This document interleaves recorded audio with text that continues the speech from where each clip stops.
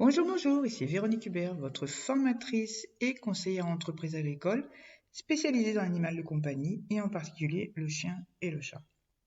Alors aujourd'hui, nous allons parler des justificatifs que vous seriez amené à demander, vous, en tant qu'entreprise, c'est-à-dire possédant un SIRET, à un particulier dans le cadre soit d'un achat, soit d'un service quelconque. Bon, à voir. Alors, dans quel cas on peut avoir besoin d'un justificatif venant d'un particulier? Dans le cadre de l'élevage, c'est très fréquent. Mais dans le cadre d'une autre activité, parce que l'élevage on y reviendra après, dans le cadre d'une autre activité, vous seriez amené éventuellement à, par exemple, acheter un objet à un particulier. C'est-à-dire lui acheter des choses dont vous pourriez avoir besoin pour votre entreprise. Et évidemment, en fait, que ce soit dans l'élevage ou dans le cas d'une autre activité, le particulier n'étant pas lui-même donc une entreprise, il ne peut pas vous faire de facture. Dans le cadre de l'élevage, on va avoir affaire aussi à une occasion d'acheter du matériel, notamment on sait que les éleveurs peuvent racheter très souvent, je sais pas moi, des vieux, pas des vieux, mais du matériel de toilettage, du matériel de mise bas, qui ont été utilisés par d'autres éleveurs, par exemple, qui ont arrêté leur activité, des parcs, des choses tout à fait utilisables encore pendant très nombreuses années.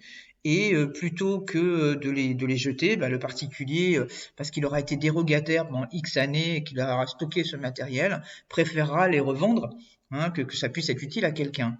Ça peut être aussi dans le cadre, vous en tant qu'éleveur, vous achetez une saillie d'un mâle qui ne vous appartient pas et donc qui appartient à ce particulier.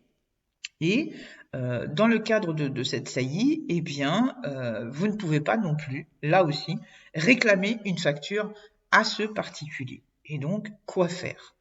Eh bien, que ce soit pour l'achat d'une saillie ou que ce soit pour l'achat d'un matériel quelconque, sachez que un particulier peut parfaitement vous donner un justificatif quelconque de la provenance de ce que vous allez lui acheter, évidemment, c'est-à-dire que il va vous faire un document attestant que vous lui avez bien acheté tel matériel ou qu'il a bien cédé une saillie donc de son mâle, chien ou chat, pour votre femelle. D'accord? Sachez que s'il ne peut pas délivrer de facture, par contre, il peut vous faire un document qui atteste que il a bien reçu de l'argent en contrepartie de ce qu'il vous a cédé. Et ce document est parfaitement valable sur le plan comptable et donc sur le plan juridique. Alors, comment on fait ce petit document? Un truc extrêmement simple. Vous prenez une feuille blanche, à la limite, vous pourrez même le pré-remplir pour lui, tant qu'à faire, voilà, puisqu'il ne saura pas forcément comment formuler les choses. Vous prenez une feuille blanche, vous mettez en haut à gauche ses coordonnées, comme si c'était lui qui parlait. Oui, bon. Ses coordonnées à gauche, Monsieur Trucmuche, telle adresse, tel numéro de téléphone, tel mail, voilà.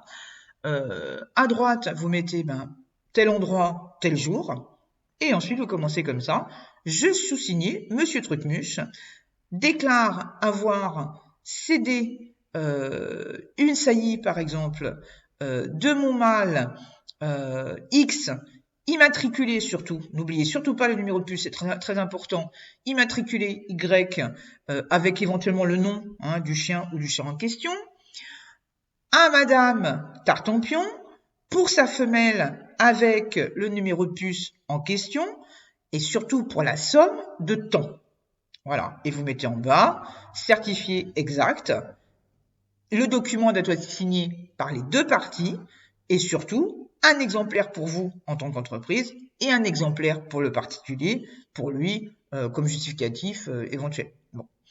Si c'est du matériel, c'est la même chose. Donc en haut à gauche, coordonnées complètes, l'endroit et la date, je sous-signé Monsieur Trucmuche, avoir cédé à Madame Tartampion, un objet, je sais pas moi, par exemple une cage de transport, hein, par exemple, voilà, de telle taille, avec peut-être telle caractéristique, hein, pourquoi pas, hein. Bon, c'est pas l'essentiel, mais en tout état de cause, ça permet de cibler l'objet en question.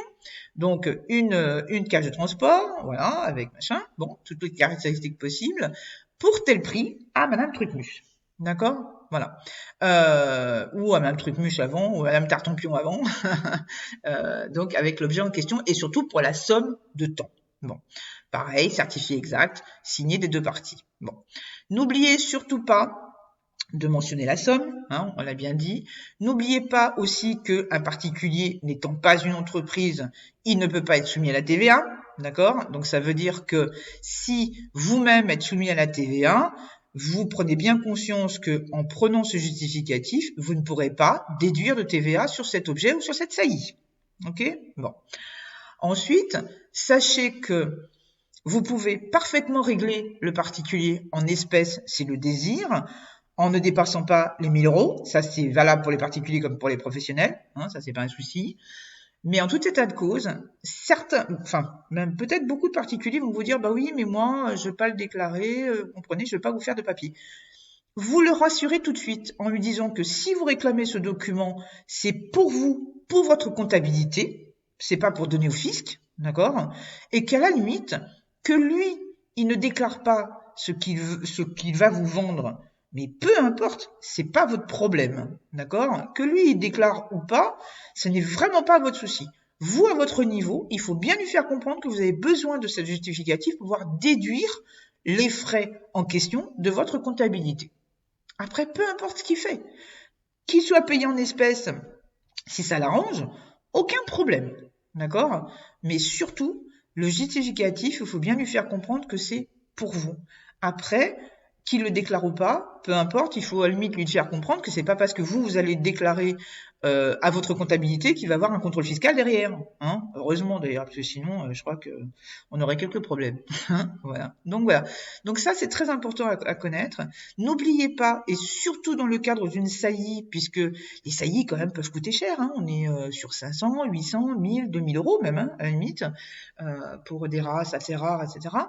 Et dans ce cas, il vous faut quand même un justificatif pour votre comptabilité.